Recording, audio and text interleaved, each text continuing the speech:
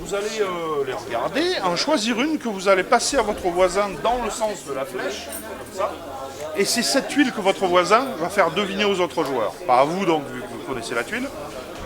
Eh bien, Alain Balaye, apprenti éditeur ou éditeur, on ne sait pas encore. Voilà. Apprenti éditeur.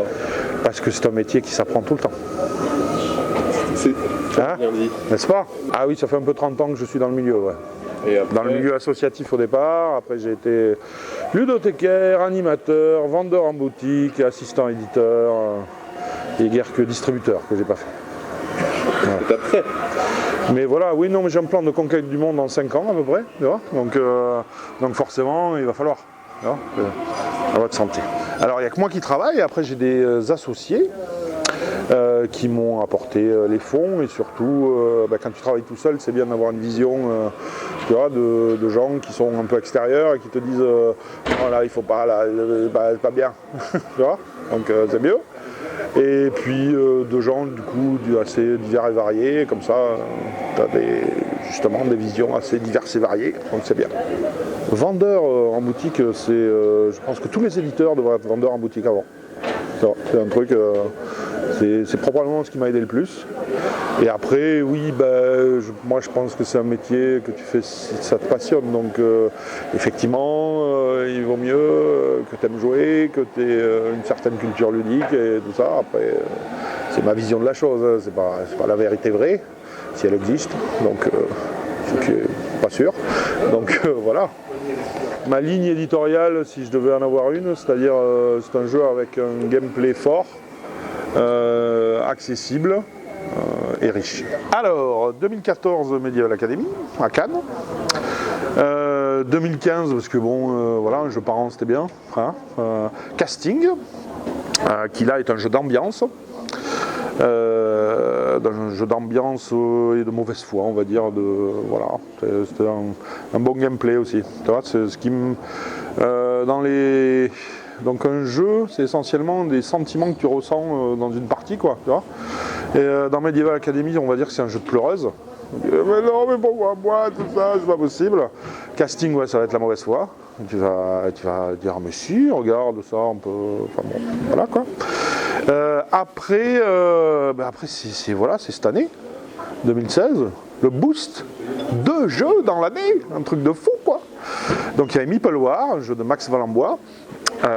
Casting, j'ai pas dit, c'était de Romaric Gallonier, illustré par Olivier Fanière. Et donc Meeple War, un jeu de Max Valenbois que je trouve toujours super original, c'était retranscrire un RTS à la Warcraft ou à la Age of Empires en jeu de société, alors en simplifiant tout ça, en le rendant super accessible et tout ça, mais du coup tu as t'as vraiment des parties avec des rebondissements, des choses en 1 heure, tu fais des trucs, enfin bon voilà, ça le fait. Et puis Yes, un autre jeu de Romaric Gallonier, qui est donc mon auteur maison, vu qu'il a 2 jeux sur 4, tu vois, c'est 50%, forcément c'est énorme, qui est un autre jeu d'ambiance, d'association d'idées, qui a plein de qualités, qui fonctionne un jeu d'ambiance qui va à partir de 2, tu vois, qui fonctionne en coopératif ou en compétitif, qui est super accessible aussi, et qui pareil te donne des débriefings derrière à chaque manche où tu dis mais comment, pourquoi ces 2-là, enfin bon, des choses où ça cause, où ça vit dans la partie quoi. Voilà. Et le prochain de Romaric aussi, qui lui sortira pas en 2016, faut pas abuser. Mais qui donc confirme que c'est mon auteur maison, hein, voilà. Et qui s'appellera Arg, qui est un jeu minimaliste de bluff et de déduction. Voilà. Tout simplement, si tu penses que c'est 2 et 6 par exemple, tu mets les doigts sur 2 et 6 et à 3 on révèle tous en même temps. D'accord? Toi bien sûr, tu votes pas parce que normalement tu sais ce que c'est toi qui lui as passé la tuile. Donc voilà. Est-ce que tout le monde a une idée ou pas? Ouais? Eh ben allez, 1, 2, 3. Donc nous avions 3, 5, 3, 7, 3, 2, 3. Et c'était quoi? 3, 5. C'est quoi? Les vœux de mariage et les vœux que tu as écrits. quand on développait le jeu, au début il était que compétitif. Et on a trouvé ce mode-là qui marchait bien.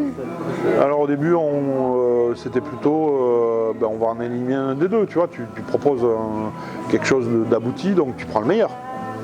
Et en fait non, c'est vraiment deux modes différents. Donc tu peux pas dire qu'il y en a un qui est meilleur que l'autre. D'ailleurs, quand tu fais jouer les gens, il y en a qui vont adorer le mode compétitif et pas vraiment kiffer le mode collaboratif et vice versa. Donc c'est vraiment que c'est des choses très différentes et que tu peux pas juger l'une par rapport à l'autre. C'est ton feeling, si tu préfères faire ça ou pas. Donc c'est pour ça qu'on a laissé les deux. Pour le moment, alors c'est peut-être de la fausse modestie, mais je suis assez content des jeux qu'on a fait. Quel que soit leur succès commercial par ailleurs, mais on a fait le jeu qu'on voulait faire. C'est un jeu, c'est un peu comme analogie pourrie que je pourrais sortir, comme une sculpture, tu vois. Il y a des gens qui te disent, qui voient un gros tas de cailloux comme ça, ou un gros truc, et qui te dit de là-dedans je peux sortir qu'une forme. Ben, le jeu, je trouve que quand tu le développes, il te pousse vers sa forme, quoi, définitive.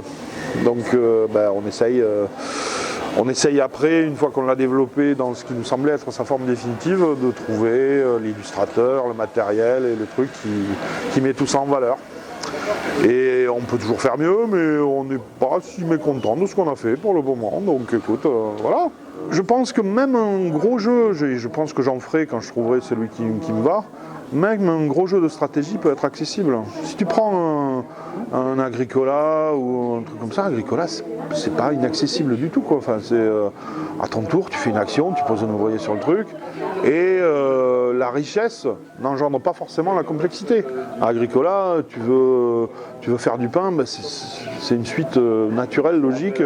Il faut que tu ailles labourer ton champ, que tu plantes des trucs, que tu les récoltes, et que tu fasses cuire ton pain. Bon, ils ont fait une espèce de saut quantique où il n'y a pas la farine et tout ça, mais sinon ça se comprend, quoi, tu vois. Donc tu peux expliquer un Agricola. Moi, il y a des gens qui avaient quasiment joué à rien et que je peux faire jouer à Agricola, quoi, tu vois. Donc richesse ne veut pas dire complexité.